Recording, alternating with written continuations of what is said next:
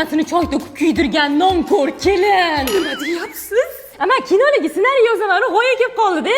G'oya bo'lsa kelaverganda. Yo bu kelin nimaga mana tapchkani kiyib ketaveradi? Qaynonasini tapchkasini kiyib ketgan yer yutkur kelin. O'zi ham zo'r ssenariy chiqadi.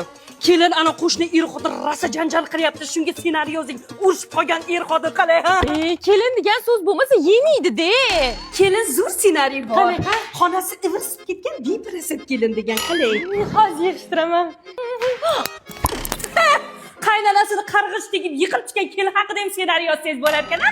Oyi bo'ldi. Adam bilan bir haftadan bir urush yuribsizlar. To'xtatinglar, undan ko'ra mana keliningiz yozgan ssenariyni kinosi chiqibdi. Bitta ko'ringlar-chi. Qaynotasi va qaynonasi bir haftadan beri urushib qolgan kelin. Endi oilamizda nima ish bo'lsa kino bo'lib chiqadimi? Nima qilyapsiz shkofimda kelin? Shodi ham zo'r ilhom kotibda qarang nima yozdim. Qaynonasini shkofini o'yqib olgan kelin. Kelin tomis ketganmi? Tomda nima qilyapsiz? Shu yerda zo'r ilhom kotibda ojon itni so'yib o'ldirgan yuvosh kelin. Shu Baviga moslab bir ssenariy yozing kelin.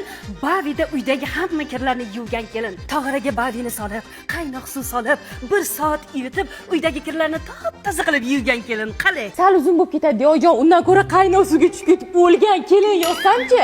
Miyasi yo'q anqov kelin olaylik bu miya bilan. Menda ham zo'r ssenariy bor kelin.